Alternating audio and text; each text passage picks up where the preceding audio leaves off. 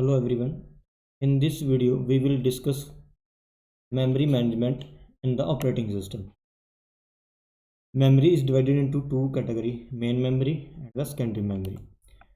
We can perform multiple operations on the main memory and secondary memory. Some of the operations are: first one is to keep the track of which part of memory are in use and which part of memory are free. Second one, to allocate memory space to processes when they need memory, and to deallocate when they are free. Third one, to protect the various processes so that they do not interfere with each other. In main memory, there can be number of processes. So to protect the every process from each other is the responsibility of a memory management unit. Fourth is to manage the swapping between main memory and the disk, that is a secondary memory, when main memory is not enough to hold all the processing.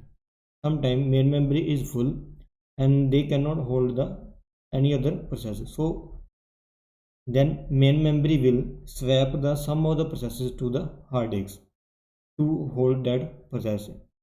It is known as the swapping. To enable the sharing of memory space between the processes, these are the following operations which can be applied on the memory. So main memory is also known as the volatile memory, RAM, main memory, primary memory, or a physical memory. These are the different names of a main memories. With the help of this diagram, we will know how memory address are allocated to any data. For example, there are the 8 cells with the index from 0 to 7, and each cell can hold the 16-bit data, and this is the address of every cell but in a decimal number. So in a binary number, this number is converted into the binary number. 0 is represented with the 000, 1 is represented with 001.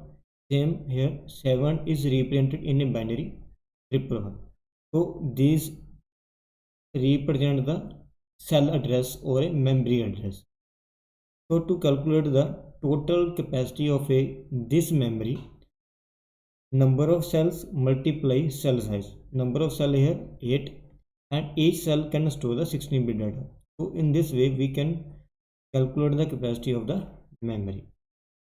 The next topic is loading, linking, and address binding. What does it means? Loading is bringing the program from secondary memory to the main memory is known as the loading. Whereas linking, establish the link between all the module in order to continue the program execution is called the linking. Sometime during the execution of a program, it needs some additional libraries, additional code. So to link that additional code or library to a program is known as the linking. Whereas loading is divided into two categories, static loading and the dynamic loading. Static loading means loading the entire program into the memory before the startup of a program execution. Firstly we load the program, then we start the execution. Second one is program execution will be faster because we will load the whole program into the main memory before the execution. Third one, inefficient utilization of a memory. It will load the whole program whether all the components are required or not. So inefficient utilization of a memory. Dynamic loading means loading the program into memory on the demand. It load only that part of a program which is required by the CPU. So efficient utilization of a memory. Whereas program execution will be slower because it requests the code, then requested code will be loaded into the main memory. So program execution will be slow. So in this way, loading and linking in operating system can be done.